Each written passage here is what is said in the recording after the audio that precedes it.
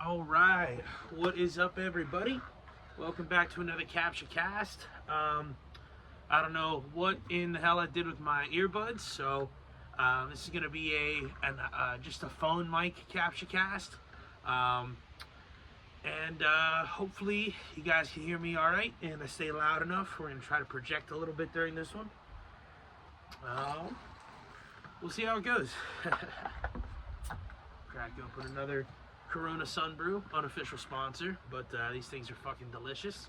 If you haven't tried one yet, treat yourself and fucking grab one.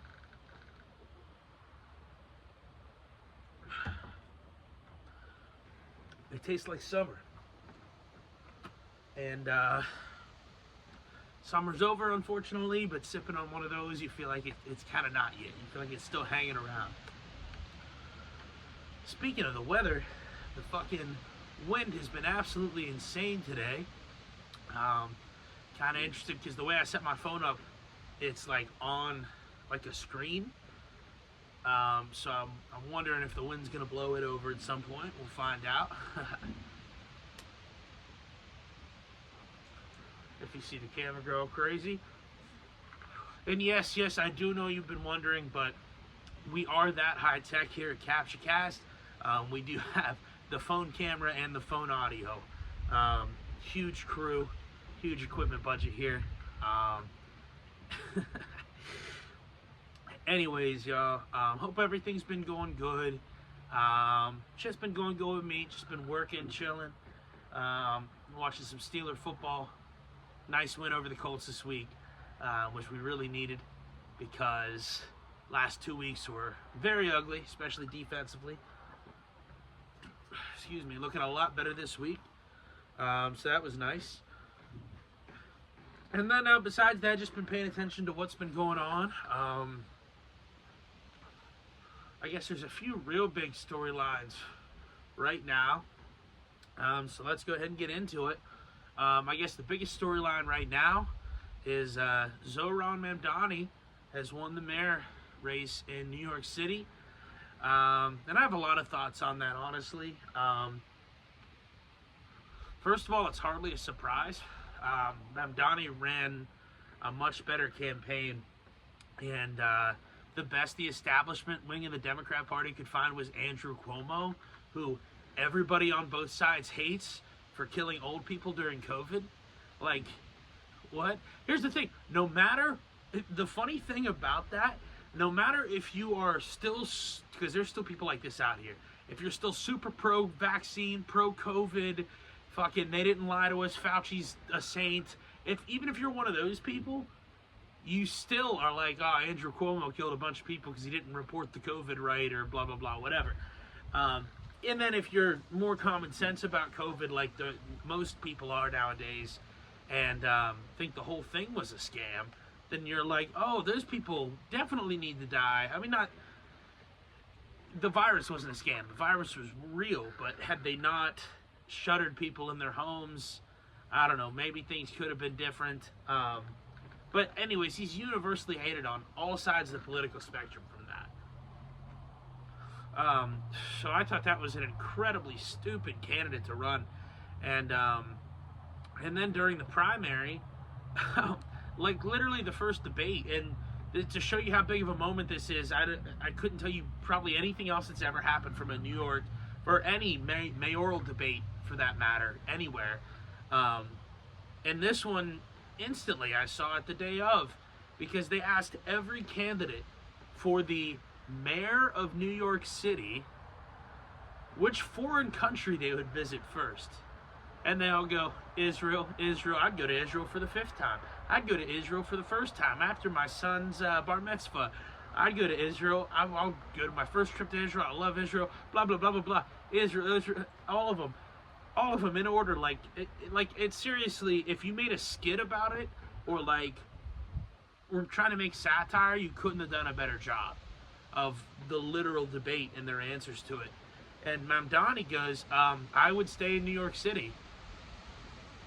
Like, yeah, obviously, you're the mayor of New York City. Why the fuck should anybody care? Even if you're 100% support Israel and what they're doing, Why would you care if the mayor of New York City does? What does that have to do with fucking anything? Nothing. Not for New Yorkers, you know. It does have to do with public opinion, or like generally in the country, but for New Yorker, like, that just shows you those politicians on stage aren't even trying to get votes. They're trying to get donors. They're trying to get funding. They're trying to secure their positions higher up in the party after the mayor election. Because clearly, if they were trying to convince their own citizens, nobody cares. And so Mamdani goes, I would stay in New York and help the Jews and the Jewish people that are here in New York. And then they like try to use it as a gotcha. They're like, oh, he won't even say he'll go to Israel. Do you believe Israel has a right to exist? He goes, yeah. They're like, as a Jewish state? And he goes, as a state with equal rights for everybody. And then they're like, see, he won't say it's a Jewish state. I'm like, wait, so are we criticizing a guy for saying that a place should exist and have equal rights for everybody? Because that doesn't seem fucking controversial at all from an American perspective. That seems like that's what our country is supposed to be about, you know. So from that first debate, as unlikable as Andrew Cuomo is, and you've never heard of any of the other fucking people, you knew that Zoran was going to win. And he did, and then Cuomo ran as the independent, and he started getting support hilariously from, like, Republicans and Donald Trump, and I kind of get it, I guess, especially for Trump, because I guess he has some real estate holdings in New York that, although he could just sell those real quick before they do anything, so probably, I don't know. But, you know, they're trying to back a more, I guess, centrist candidate, but really they're trying to back a more pro-Israel candidate. So they're all backing Cuomo, and it's like the amount of shit they've talked about Cuomo. And it's like, I get it, sometimes you have to do that in elections, but still, Cuomo of all people. Like, if I lived in New York City, I wouldn't have voted for Zoran, because communism is incredibly stupid. That'll bring me to one of my later points. But I certainly wouldn't have voted for Andrew Cuomo. I couldn't have brought myself to vote for that fucking crony. That whole family is so fucking corrupt. His brother lying to everybody about COVID on CNN the whole time. And lying to, like, nah, get the fuck out of here with that. There's no way I could vote for him. And I like that Sliwa guy, but I mean, he's a Republican. It's New York City. He's not going to win. But he sounds like a badass. He sounds like he's a pretty cool dude. I don't know a whole lot about him, but I just heard that he used to write, like, a journal, like, exposing a bunch of, like, mob shit. And then I guess the mob hired a guy to sit in a taxi cab and wait for him to come out of his house. And Sliwa comes out of his house, gets in the taxi, thinks he's going somewhere. Taxi driver shoots him like 5 times or 6 times or something. And apparently, what I heard, and I'll have to look into this more, but what I'd heard was that Sliwa, like, jumps out the window of the cab as he's being shot, which, if that's true, is incredibly fucking badass, dude. But it's New York City. He wasn't ever going to win. So Zoran won, and I feel conflicted about it, because part of me does like how much of a slap in the face it is to the Zionists and the super pro-Israel, Israel first, instead of America first type of people, the Ben Shapiro's of the world, the Bill Ackmans of the world, and people like that, Josh Hammer. I love how pissed they probably are right now. It makes me really happy. But as far as just the actual policies and stuff go, a really bad idea. Really bad idea. Communism, man, is such a dumb idea. And it's staggering the amount of adults, and not even adults, because, like, when I was in my 20s, like, I guess I still am in my 20s, I'm 26, but when I was in, like, college, when I was 18, 19, and maybe a little bit of when I was 20, I was more left-wing. I believed the news. This is all COVID is what kind of taught me the news will just lie to you, and not over and over again they'll lie to you and not even apologize for it at any point. They'll just blatantly lie to you and have no problem with it if it pushes a narrative they want to push. And that kind of woke me up to a lot of other things, as well as listening to arguments and logic and facts and common sense and examples and evidence, rather than emotional arguments, anger, insults, personal attacks, things like that the left tends to rely on heavily, although the right does that a lot too, but tends to be more on the left now. So, um, literally, communism is one of those things that as soon as you really start to think about it critically, you realize, like, instinctually and instantly, like, I guess instinctually would imply um, you don't have to think about it, but you have to think about it a little bit. Like, you just kind of have to start thinking, okay, like, if we're going to give this to if the government is going to give somebody, so let's say the free buses, for example. So the government's going to give everybody free bus passes and bus tickets. Okay, great. As soon as you start to think, what does that mean? How is it free? Where does the money come from? Because somebody's got to operate the bus. Somebody's got to drive the bus. Nobody's going to drive the bus for free. Somebody has to put gas in the bus. Nobody's going to put gas in the bus for free. Somebody's got to buy the bus in the first place and repair it when it breaks down and all of that. Nobody's going to do that for free. Somebody's got to change the oil in the bus. Or pay for it to have its oil changed. Nobody's going to do that for free. So you start to wonder, okay, well, how do these costs all get accounted for then? If riding the bus is now free, where does that cost come from? And you go, oh, okay, the government pays for it. Okay, awesome. Well, what's the government money? Oh, that's my money. That's the taxpayer money. That's the New York City taxpayer money that funds the public transit, if that's the case. And that's definitely not the most egregious example. Okay, it probably doesn't cost that much to have people ride the bus for free. I went to Ohio State for a couple of years. I think in Columbus, actually, I think I'm wrong about that, but I don't think it costs very much to ride the bus, but whatever. But put that on a macro scale. Okay, now they're talking about public grocery stores. So the assumption there is that the government will be giving food away for free, or at least for prices that are much lower than what they're set at currently in the market, which is impossible because the market sets the prices. And I've heard people on the left say, oh, they're price gouging. Price gouging doesn't even really make sense. I'm not saying you couldn't have some example of it. You and your buddy each own, different competing stores, but you're really friends, and one of you sells one thing, or both of you sell something that the only people that sell it are you two. And I'm not saying that doesn't actually happen sometimes, right? But there's always a small business out there somewhere. Now, there might be examples of price gouging, like the chips that NVIDIA makes. I guess you might. They're the only ones that do that. Okay, but if we're talking about groceries, there's still a ton of mom-and-pop grocery stores around the country. So if the price gouging by all the big corporations that are friends, let's say Walmart and Kroger, I'm not even saying this, I'd have to look into it, but I'm saying, let's say for the sake of argument in this example, Walmart and Kroger and Aldi and Winn-Dixie and Whole Foods and all of them, all the guys are friends, and they all said, hey, if we up our prices and you up yours, we're gonna all make a fortune, so they gotta get it from somewhere. Well, then the local place, like we got Respecs here in Cambridge, eventually, and Respecs right now is more expensive generally than Walmart and Aldi and those places. Now, eventually, if Respecs can sell their same product, which is generally a lot of time, like when it comes to meats and stuff, it's better, or at least it used to be better. And that's what they're selling, a better experience. You're helping local business. You're getting sometimes more local type stuff. Well, eventually they're gonna be able to sell that at a lower price than you're gouging people for, and they're gonna love that. Why wouldn't they? Because everybody will come to their store and they'll make a killing, and they'll be the next big business, and the other two will go out of business. That's how the market works. That's how capitalism works. Okay, so if you're gonna open a public grocery store and you're gonna put the prices at half of what Walmart offers, okay, well, that other half of the cost is being paid somewhere. Now we're not talking about buses anymore.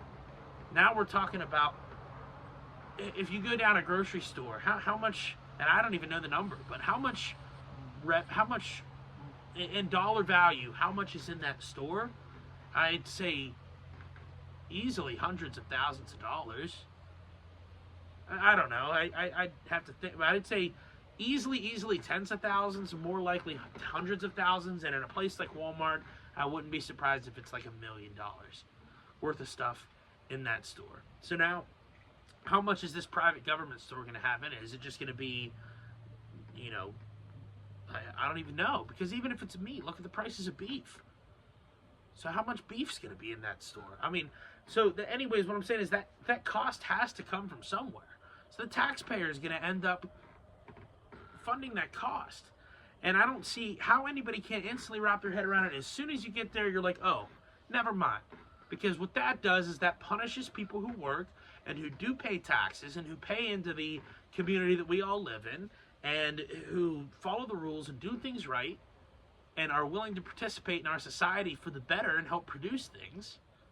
You're punishing them to give to people who, in reality, don't pay taxes, because that's the only people that could benefit off of this, right? If you're getting your public grocery store with your good prices or your free bus ticket, but your taxes didn't go up, well then you're the only one that benefited from it. Because otherwise your taxes are going to go up proportional to, if anything, more than proportional to what you pay, because there are people just taking and not giving from that. In fact, something like a public grocery store would almost certainly be only open to people who weren't paying into it. Otherwise, it doesn't really make any sense. Well, it doesn't really make any sense anyways. But, you know, if you let everybody in, then you've really done nothing. So that's the only difference. All you've done is punish people who work and who give back to society in favor of those who don't. And then what's the benefit to that? Or what's the incentive after that? The incentive after that is if you're somebody who does, buy into the system and you do everything right and all that, well, then why would you keep doing that? Because, look, you could just, why would I work? I work so I can feed my family. I work for food. I'm just going to not work then. I'm just going to go to the public grocery store. You know, why would I need to work to afford my bus fare to go somewhere, to go see my friend or whatever I want to do? Now I can just ride the bus for free. I don't have to work to do that anymore. Now I'm just going to not do anything. So the homeless population is going to go as crazy as it already is there and everywhere now. In New York City, it's about to go extra crazy right now. If Zoran's able to implement what he wants to implement. And I've heard people, on the left say, oh, well, people are going to use the public transportation. People are going to use the buses to get to work. Now, and I'm not saying you wouldn't have anybody do that, but come on, we've all been at a bus stop or out on the street or somewhere, just for people to be for free. Or like people have been in the New York subway, and it's not even a place. We've been in places people aren't even allowed to hang out and just be there. And how many people are there in big cities? So now, if you tell people they can ride the bus for free, what does that even mean? Do you have the right to just sit on the bus all day? It just goes back and forth. I'm just riding the bus. It's free. So, I mean, the entire bus is going to be filled with just the most just homeless people, vagrants, dangerous people. And not all of them dangerous, but people that if you're visiting with your family, you're not going to want to take your family there. Because you don't know what's going to pop off or what's going to happen there. The subway's already like that. People have to pay to ride the subway, I believe. They won't anymore, I guess. So it's, when you really think about it for like 2 seconds, communism is so incredibly stupid. And the thing about it, too, let me light this blunt.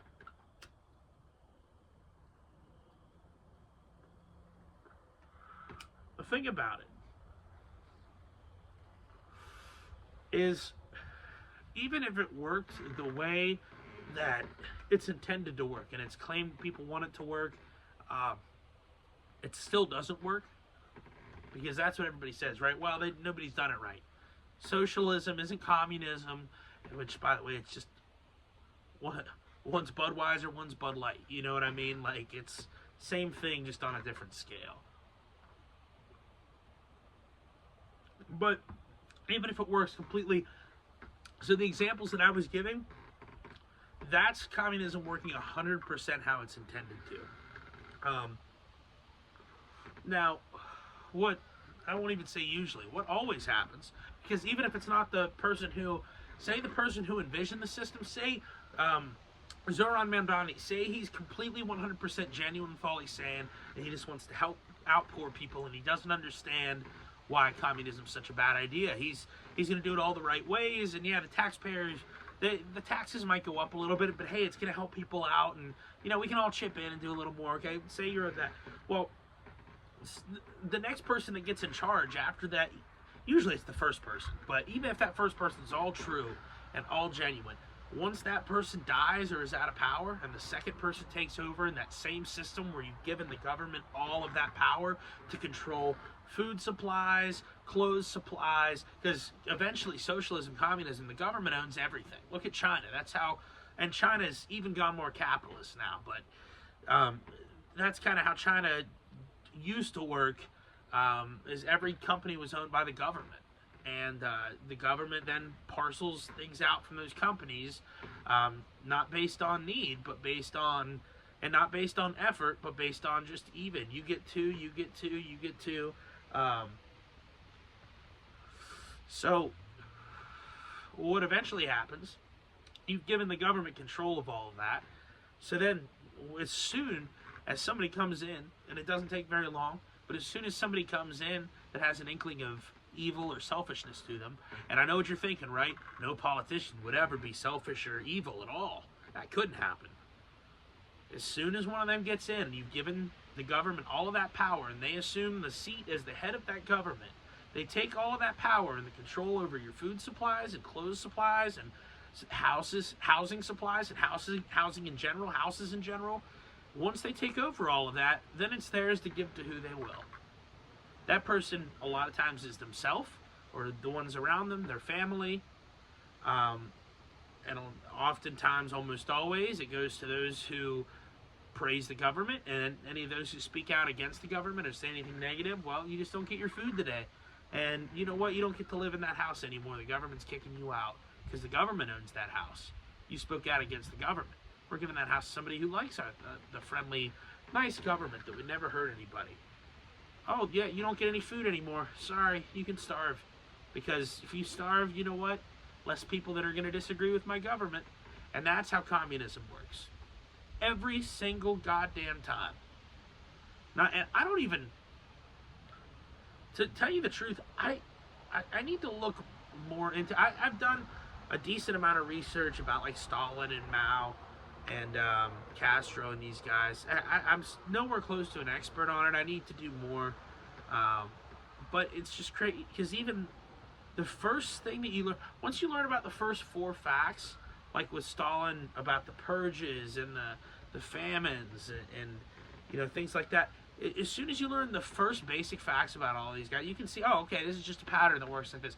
Government, somebody gets elected or comes to power somehow by saying they're going to help people, and they're the Workers' Party, right? And then they have socialist or communist policies. Eventually that ends with them taking control of everything, which, the people just gave them control of everything. That's what communist policies are. And then you just see mass starvation, you see mass killings, you see purges, you see just suffering throughout the entire country. And you know who's never suffering is the head of the government and then the ones at the top of the government, because they're going to make sure they have theirs. So even from, say there's nothing evil intended, even play it out from just everybody acting purely and with everybody's best interests at heart. Okay, so eventually you incentivize not working and surviving off of the government giving you free things. Okay, eventually enough people do that, your country's not producing anything. So eventually there's going to be a problem with that. You can survive off of imports for a while. I mean, that's essentially what the United States is doing right now, but we still produce some things. I mean, think of how much we don't produce right now as far as material and all that. But we produce, movies and music and, all kinds of entertainment. We produce scholars and scientists and lawyers and athletes and doctors. We produce some of the greatest doctors and all of that. Scientists, I think I said that one. But why would people be incentivized to do that? A lot of people end up doing those things because it's a risk to take a chance to make a lot of money and be really successful. Not just necessarily money, but that's part of it. A lot of people don't want the easy get a job at 9 to 5 and you just survive barely getting by money. A lot of people want to take a risk and say, this might not work, but I want to have a good life and I want to be successful. And that's a lot. So when you disincentivize that, and then people don't do it, your country stops producing anything. So now not only do we not produce anything, hardly made in factories anymore, but now we don't produce any of that other stuff anymore. And the country would just continue to collapse. So there's no way around it. Communism is a terrible, terrible idea. It's never once worked. It's been not even like, it just didn't work, that wasn't great. It's been incredibly bad. Everywhere and every time it's been implemented, it's led to the suffering for a total of millions to tens of millions to hundreds of millions of people in the world's history. It's led to starving, it's led to just misery, and it's led to death, and it's led to suffering and death. And anybody that doesn't know that, study just a little bit of history. I'm telling you, man, I'm not an expert on economics, but you got to be smart enough to know the government doesn't produce anything. The government doesn't have money. Government money is taxpayer money. It's your and my money. That's all it is. I mean, just realizing those two basic facts, that should tell you everything you need to know. So that's kind of my take on the Zoran thing.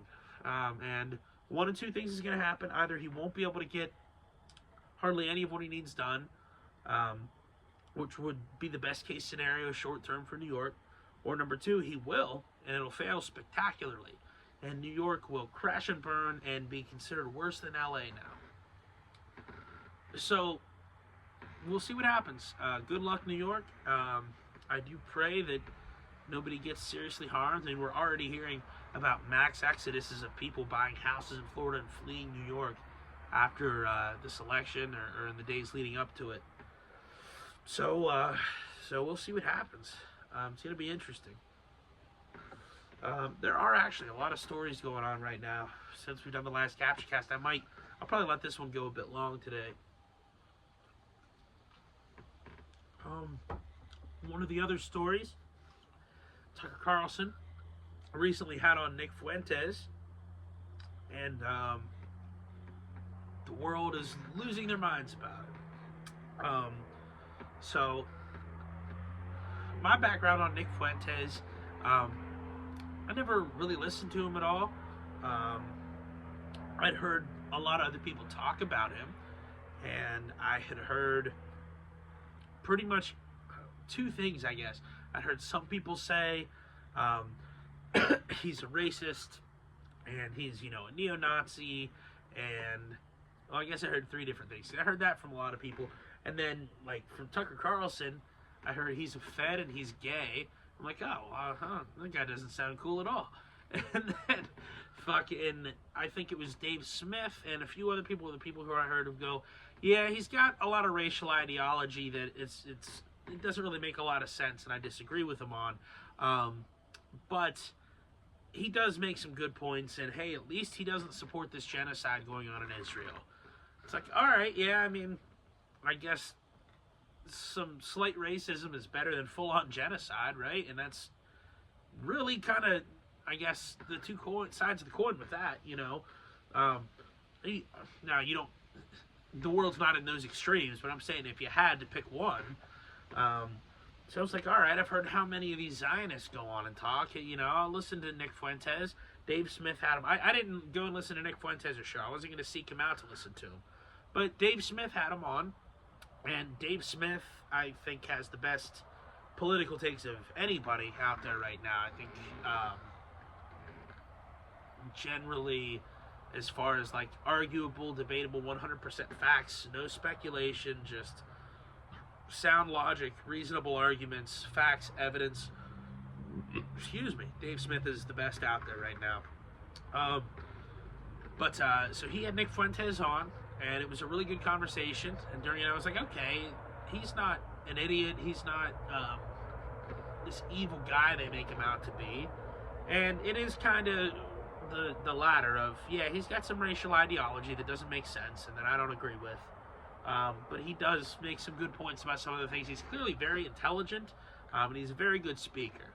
And he's an interesting voice. And he doesn't seem like a hateful person. I just think he has some ideas that don't really make sense and kind of just complicate things unnecessarily for him. But you know what I mean? Anybody that had that in their ideology, you don't even need it, if that makes sense. Like, you can argue the same general outcomes of the world that he wants and points and positions without bringing the racial idea, if that makes sense.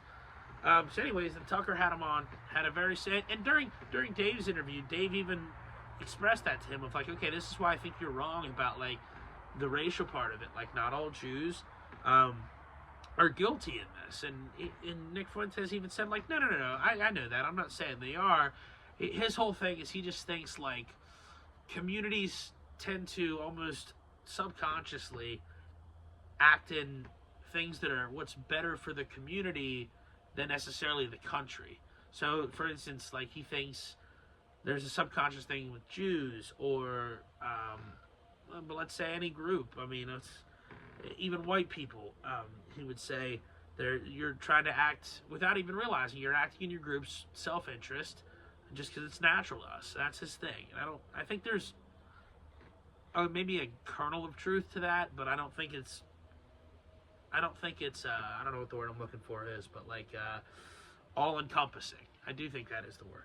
It's not all-encompassing. It doesn't include everybody, and I think it's unnecessary to even bring that into the conversation, because I think it's just something that you almost, you know what I mean? How are you going to ever prove it? And it's just not a good argument. It just doesn't have a lot of like logic and evidence. And if that's the case, then hey, I guess why do we even debate about anything at all? And just, I'm white, you're black, we might as well disagree on stuff. And you know, that's the same thing the left does. I don't like when anybody does that racialism stuff. So Dave pushed back against it, and Nick, you know, kind of gave his thing. And then when Fuentes was on Tucker, he did the same thing. They had a good conversation, and they both have said nasty things against each other in the past, but they both, you know, kind of came together and had a good conversation and realized they didn't hate each other as much as they thought they did. And then near the end of the conversation, Tucker was like, okay, this is where I have to disagree with you. You say you're Catholic. He goes, I'm a Christian. I don't believe the Jews or any other group of people for that matter are, you know, guilty of anything as a group. God didn't make us as part of a group. He made us as individuals. We have free will. We make our own decisions, and all of us are to be judged by him one day, and not by the group that we're in or the color of our skin or the race we are, anything like that, but by the content of our character based on the decisions that we made individually with that free will that we were given. And which was very well said. He goes, one of my heroes from the Bible, St. Peter, he spent his whole life killing Christians, and then God came to him one day and he changed his life, and he changed, and he ended up being one of the most crucial people in history of spreading the Bible, spreading God's word. People can change, you know, and I just thought that was so well said by Tucker. Incredibly said. And then the crazy thing is, you see all the reaction to it by just the craziest of people, Ted Cruz. And we know why Ted Cruz hates Tucker, because Tucker embarrassed the shit out of him, because Ted Cruz is Israel first. He's clearly, like, he literally said his main goal in the Senate is to protect Israel, and said, well, because of growing up in church and reading about it in the Bible. Tucker goes, well, what Bible, where was it in the Bible? And he goes, I don't remember it offhand. And Tucker says instantly the book and verse and chapter that it was from. It's like, oh, that was Genesis 12, 13, 14, which I don't think is the right one, but I know it was Genesis something. But he says it immediately. So Tucker's like, okay, so now you're saying that's your main goal, and yet you don't even know where it comes from in the Bible. So just humiliated Ted Cruz, and he rightfully so, because Ted was selling America out for fake beliefs.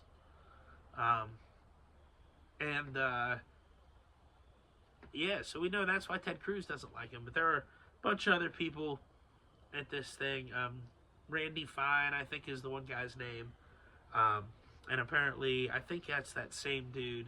I believe that's the same dude that said after he shook Netanyahu's hand, he didn't wash it until he touched the head of his kid or some. That's fucking weird, dude. I don't care who it is.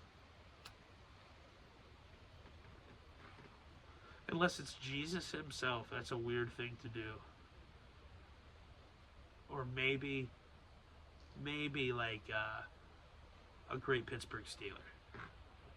But like, that's really weird to do for a leader of a foreign country, especially when you're in office. Randy Fine he's a representative somewhere. If that was him that did it. If you're in office in one country and you do that for the leader of another country, that's very odd.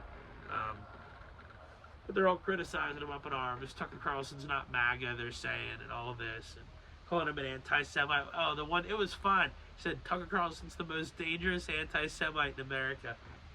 After Tucker literally said in the interview, like very clearly, and made it a point to do so, of like, my religion doesn't allow me to be anti-Semitic. Like, clearly give a whole explanation as to why. Here's the thing, this is why it's so funny. It's so funny that people just accuse people of being racists or Nazis or whatever. And I'm not even saying Nick Fuentes. He's called himself both of those things, so whatever. But still, punishing somebody for having a conversation with a guy that already has a huge audience, a much bigger audience than any of the people criticizing that interview right now. And criticizing him for talking to a voice that's already at the table. It's not like he's giving Nick Fuentes a platform. Nick Fuentes has a platform. He's got more views than almost anybody else besides like Tucker. So like, he's just talking to somebody that's here. It's better off to meet that ideology head on, explain why you don't agree with it, and sensible religious people don't. And again, that's only part of Nick Fuentes' ideology. I'm not trying to completely throw him under the bus here. But that part of his ideology, like taking that head on, explaining why it's wrong, and you're going to call the guy anti-Semitic for taking his argument head on and explaining why it's wrong. And like, that's so crazy. And it's just because Tucker Carlson doesn't support the destruction of Gaza. And the vast majority of the country doesn't anymore. And it's not even the destruction of Gaza, but how much our country has been sold out to Israel and has done Israel's bidding throughout the years with no questions asked, even when Israel has openly spied on us more than any other allied country, and has also openly, I'm not even saying openly like they've openly done it, but it's pretty public knowledge now that happened, and that they blackmailed several of our presidential candidates, at least one confirmed, which was Bill Clinton.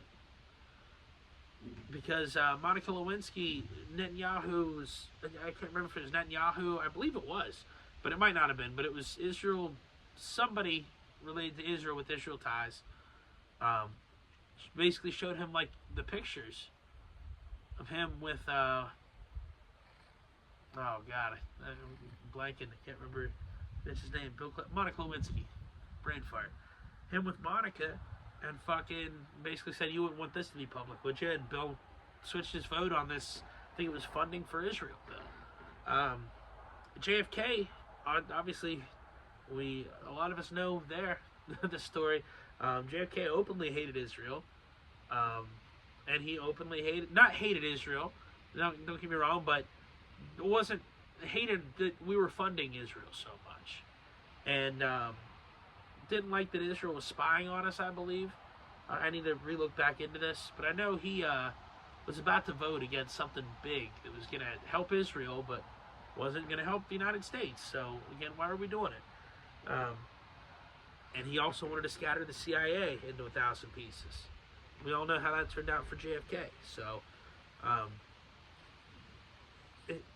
the pro-Zionists are getting more desperate now because they've lost about everybody, and in a way that they're not getting them back, especially the young people, the Gen Z, and it's pretty much, if you look at the age chart, the younger you get through the age, the less support for Israel there is.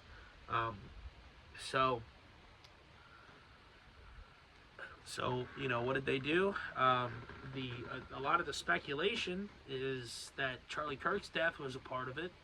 I can't say that it doesn't make sense. Can't say one bit that it doesn't make sense, because the more and more we find out about that assassination, and all I'll say is just watch Candace Owens' series. I could try to explain all of it to you, but like there's so much that's not right, especially with Turning Point USA and Mikey McCoy and some of the things he was doing after. Some of the narratives we're getting about the shooter being in Wendy's right after, the inability of a 30-06 to not have an exit wound for Charlie's spine to stop it. There's just a lot of conflicting things that don't add up there. And now she's learned, I believe, that there were it was out of 12 or 16, I believe, Israeli phones, as in phones purchased in Israel, were on the ground. I believe at Utah Valley that day, which is very interesting. And it was also found that a lot of Google searches were made in Israel for Charlie Kirk, UVU, the name of the pavilion-ish thing at UVU that he was speaking at, the name of the governor of Utah, the names of the people at the hospital, the names of the people of the police, I believe, and then also a lot of people in those positions were newly appointed, like within the last year and stuff. So there's just a lot of weird stuff going on there. Not all of it points toward Israel. Oh, Egyptian planes, that's another one. There's Egyptian planes that have appeared to have been tracking Charlie for the past year or so. So there's a whole lot of stuff going on there. Of course, Egypt and Israel are close allies. Israel gets the most foreign aid from us. Egypt is number 2. And a lot of the money that we pay to Egypt, we pay to them to pretty much be friends with Israel. And again, as much as they work together, I wouldn't be surprised if a lot of that doesn't find its way over there. I don't know. But so, that seems like it could have been the play. I don't want to speak too clearly on it because we don't have any concrete evidence yet to put Israel there, but everything pretty much reeks of an intelligence operation with that and the whole cover-up. And Israel and the Mossad are known for their assassinations. There's a Wikipedia page 12 miles long on them. They're the best at it. It's like a well-known thing. But like between all countries' intelligence agencies, Mossad is known for being the best at assassinations and the most frequent assassinators. So, it's certainly not out of the realm of possibility or crazy to believe that.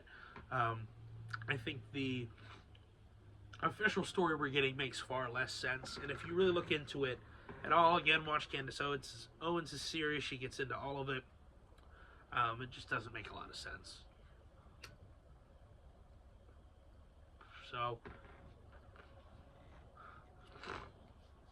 I guess we can do an interesting little thought experiment here. Since I said we'll let the episode run long, and I'm feeling peppy, feel like we're getting into some stuff today. It's interesting. So let's, I guess, play a little game of, let's say that Israel did kill Charlie Kirk, and that was part of their game. What does the next move look like?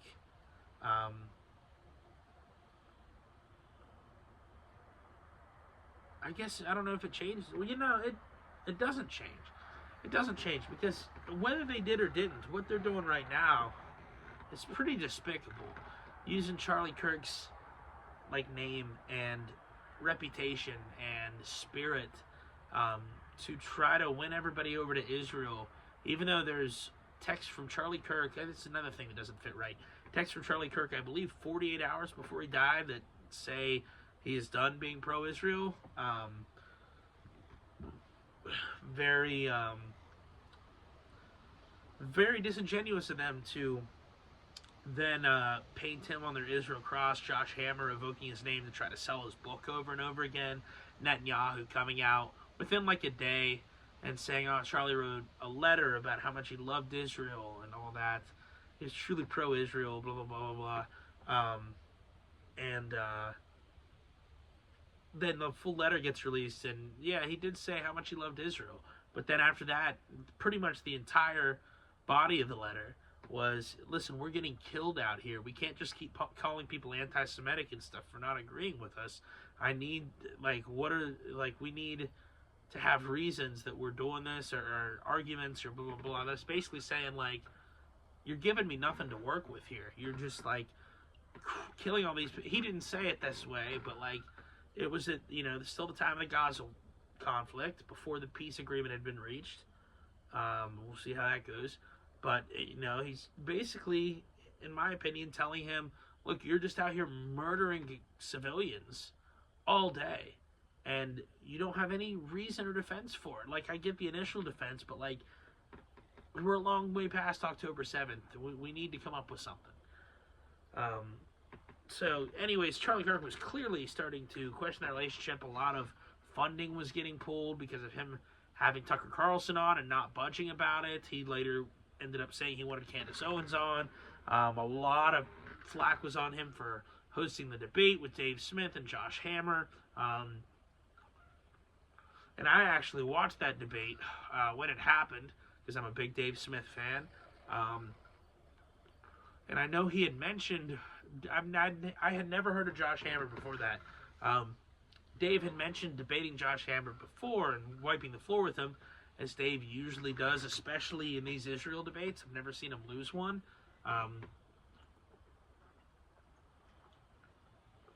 Because the Israeli side is pretty indefensible. When you really think about what they were doing to Gaza and what they really still are doing to Gaza, and planning to do most likely to Gaza. So anyways, Charlie goes on this whole thing during the debate where he's hosting it about how important it is to have respectful, civilized debates. That's all he wants. Just respectful, civilized, no personal attacks, just facts, issues, logic, arguments, evidence. And Dave Smith had even said that backstage in the green room, they weren't really talking about, the subject of the debate, because they knew they were all going out there to do that in a second. So they were kind of talking about other stuff they all agree on, just being nice and polite with each other, all three of them. How are you? Oh, yeah, okay, well, these liberals, stuff they all, agreed on. And, he said Josh Hammer was nice as could be back there. And then, so they go on stage, Charlie does his thing about wanting a civil, respectful debate, how great it is to have both people here to just share their arguments and not personally attack each other. Dave goes up, gives his opening statement. It's all arguments. This is why this is wrong. This is why this is wrong. You can't be MAGA and be pro-Israel, basically, is what he was saying. Or you can't be, MAGA and we got to be America first, not Israel first, something like that. So he goes up and gives that speech, sits down. Josh Hammer goes up and goes, I am embarrassed to be sharing and ashamed to be sharing the stage with Dave Smith. And goes on this whole thing about how he's a Holocaust denier, an anti-Semite, basically, and blah, blah, blah, blah, blah. And so that instantly tells you the kind of person Josh Hammer is. And everybody knows it now, and he knows he got played, and now he's trying to, I think, recover, but he's making it worse every step of the way. Man, I've never seen such a a rise and fall from relevancy all at once than Josh Hammer. Maybe he did something a while ago that I don't know of. Maybe he was an author, worked for some newspaper or something. I really don't know. But I'm 26, and I guarantee not a whole lot of people. I would say I'm much better informed than the average person my age. As far as even just knowing people's names and stuff, agree with me or disagree with me. I'm just saying knowing who's in this position and what, history and stuff like that. I'm not saying I'm a genius or anything, but for my age, as far as shit that happened in the 90s, the 80s, and the 70s, I feel like I could tell you more than most. I got a little bit of an old soul in that way, I think, even with music or whatever. So, anyways, let's say Josh Hammer did write for New York Times or something back in the day. Nobody fucking knows or cares that isn't younger than 40 or 30 at most. Or that is younger than 40 or 30 at most. So, rapid rise and fall for his career, in my opinion. But yeah, man, so that tells you what kind of a person Josh Hammer is. And for him to just go out how he is now, again, I don't think anybody's being fooled. I think everybody's seeing right through it. Ted Cruz, Ted Cruz hasn't really been relevant since 2016, and Trump made him irrelevant pretty quick, especially after he insulted his wife, and then Ted still supported him and voted for him. It's like, dude, all right, you know what I mean? Either take the wife thing as a joke or be actually mad about it, but don't be mad about it and then be like, all right, I still support that quickly. There's just something weird about that. And he never really, Ted Cruz hasn't mattered since then. I mean, he's still a senator. I'm not saying he doesn't have impact, but I'm saying, like, on the world political stage and stuff. So, like, in public opinion of Ted Cruz has not been good since, if at any point it was good at all, it was 2016. So I'm just saying, all of these people, Bill Ackman, again, like, I know he's a person of some significance, but like I'm just thinking court of public opinion with all this, right? Because Bill Ackman's got a lot of money. Nobody seems to be sure how he made it, but he does have a lot of money. So I'm not certainly saying he's not going to live a good life or that our personal, opinions are going to hurt him in any way. But as far as, you still do need votes to win elections. Hell, maybe not everywhere when they don't require ID to vote, but generally in the United States, you need votes to win elections. And if you have, 70 to 80% of voters against an issue, it doesn't matter how much money you put towards it. If the voters are decidedly against it, not like, this just sounds bad, but they're going to hear something's going to make it sound better. Decidedly against it, the more it's argued, the worse the opinion gets. The more it's talked about, the more against it people are. It's like the Iraq War. Nobody was ever going to be back for the Iraq War after they were done with it, because it's Pandora's box. Once you peel back the curtain and see what it really, or once you open the box, I guess, and see what it really is inside, you can't unsee it. And that's how it is with the U.S. relationship with Israel right now. So their next play seems to be trying to take on Charlie Kirk's legacy and put that towards Israel. And that doesn't seem to be working, I would say, at all. I haven't seen any polling recently, but I doubt anything's changed much. As many views as Nick Fuentes and Candace Owens are getting on their podcasts, and Tucker Carlson is getting on his, and as bad as the reaction to people like Ted Cruz and Randy Fine is on the left and the right. And as bad as the reaction right now to funding Israel is on the left and the right, that doesn't appear to be working. So, what's their next play after that? Speech laws. Seems like we're getting really close to that. It's been tried and tried a lot. Now, that's the other good thing about the amount of views that all these guys I just listed have, because do they worry about the reaction of the 3 million people that watched Candace Owens' podcast within 2 days after it's released? Same thing with Tucker. I believe his numbers are probably pretty similar, maybe a little less. I think Nick Fuentes' are probably very similar, maybe a little less on X. So I'm sure there's some overlap there, but that's still, let's say all three of them combined, you don't think that's an audience of 4 million people maybe, or 5? Because it's not all overlap. Yeah, for instance, I listen to Candace and Tucker. I don't listen to Nick Fuentes. And I'm sure there's people like me with all three of those, kind of flip-flopped around. So within there's got to be 4 or 5 million people. So hopefully that number keeps going up, and that's enough of a deterrent for them for speech laws, because the reaction of that many people, that's something. That's not no people. So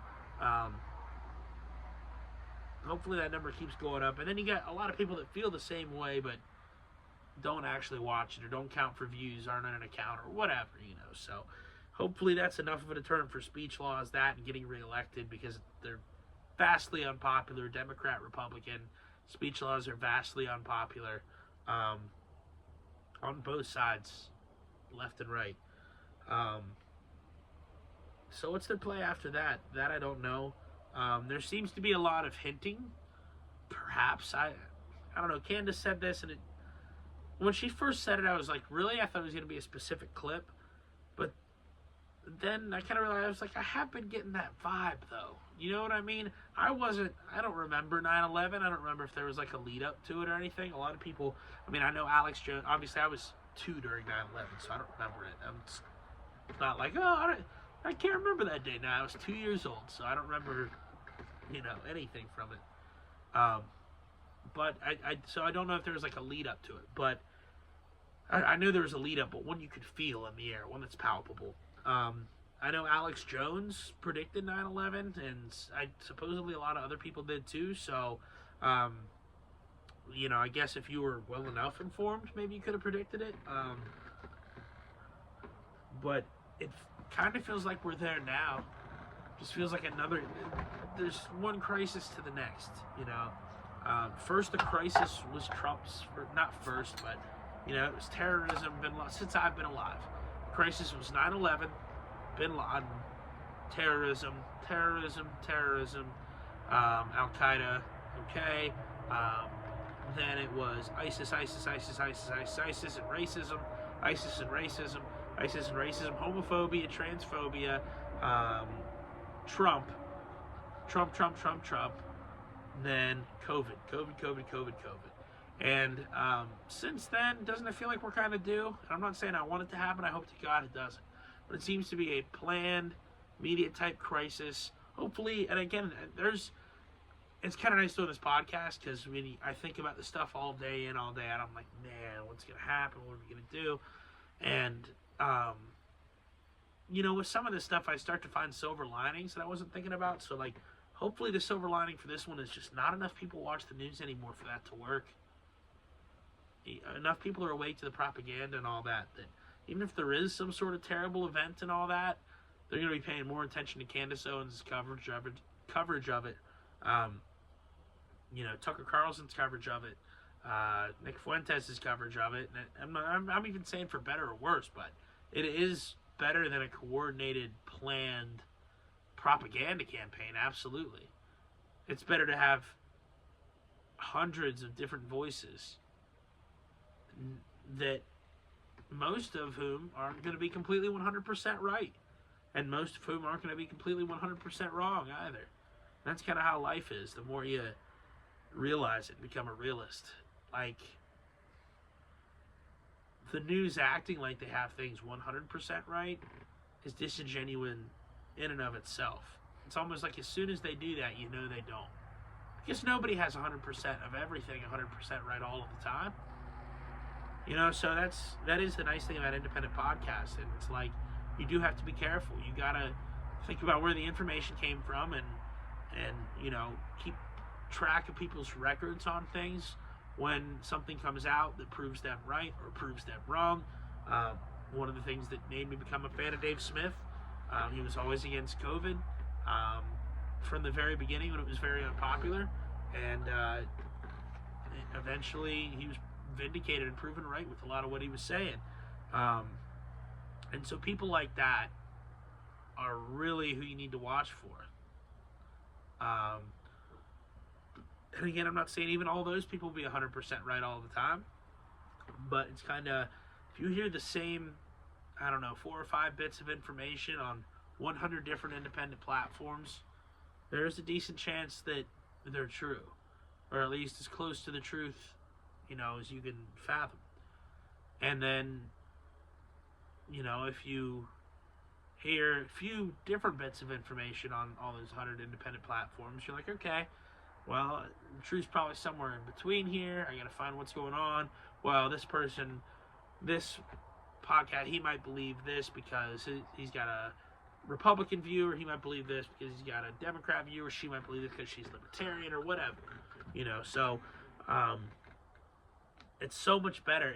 It still takes away. That's better and much closer to the truth than the news is. The news who lied us into the Iraq War, the news who lied to us about Trump constantly, the news who lied to us about COVID constantly, the news who lied to us about Trump again, who now just blatantly lie about everything, who lied about George Floyd, who lied about all of these different things that ended up not really happening in the way that it was sold to us for days and weeks and months and years at times, when it's things like COVID and Trump and the Iraq War.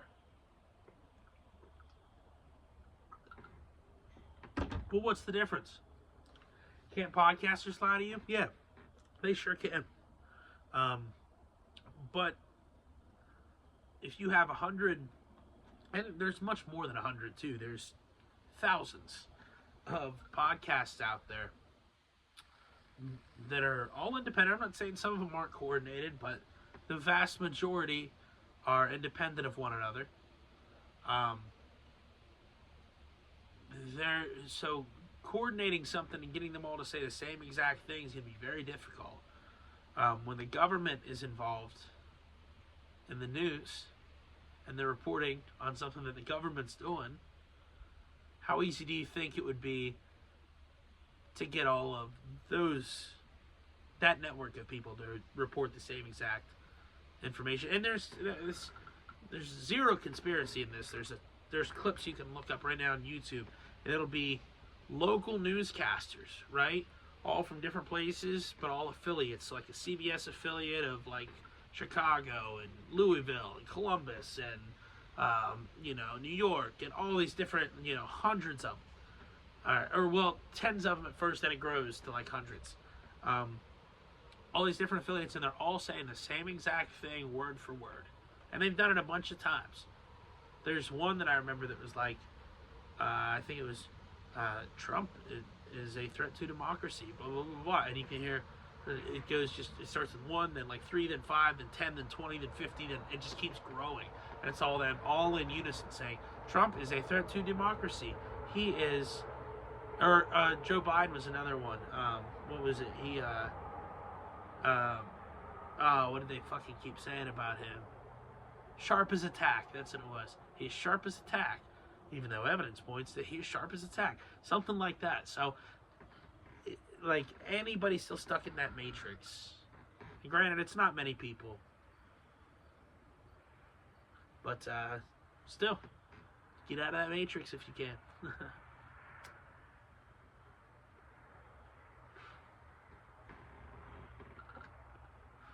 Well, shit, I think we pretty much ran through news. So we're over a little bit on time. I'll take this time to talk about, I guess, more fun shit. I don't know, we can talk about, yeah. Steelers win against the Colts, baby. Look, we needed that win. Defense was looking rough, man. I guess I kind of already said all I need to be said about that. We'll see how we look next week. Chargers Sunday night. Besides that, man, there's been some great comedy out. Kill Tony's been great lately.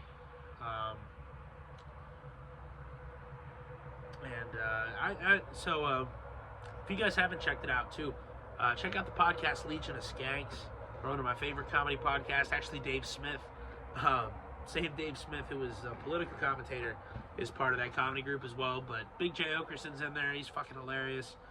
Louis J. Gomez is in there.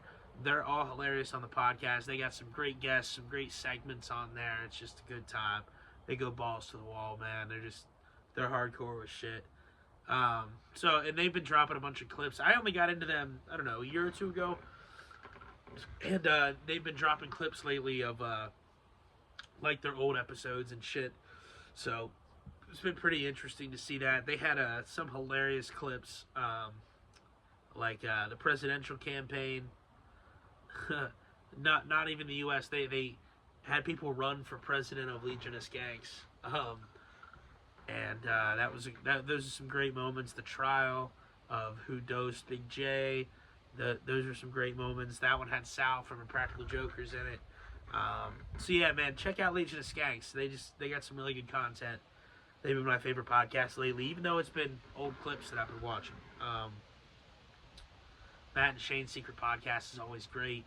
Shane Gillis, Matt McCusker, both great. So yeah, that's basically what I've been doing. I got a few specials I can watch. I still haven't seen Andrew Santino's new special. And I kind of want to watch Louis J. Gomez's new special. I'm not a huge fan of his stand-up. Sorry, Louis. I haven't seen a whole lot of it. But I need to watch that special. Not pay attention to people talking shit online. Just watch it and see what I think. So yeah, we about to be about that. Trying to think, man. We got current events. We got fun shit. We got sports. We got comedy. Oh yeah, another comedy related. One of my buddies started watching Shoresy the other day. Man, that's a great show. If you haven't seen that, do yourself a favor and watch some Shoresy. I forgot how good it was until I was watching it with him today. Man, that's a fucking good show. I need to get back to it. That might be what I do tonight. Actually, I gotta watch the new Part of the Problem by Dave Smith tonight. And I'm pretty stoked on that. So I think we're gonna call it a cast. Great talking to y'all. Have a good one. Peace. Captcha out.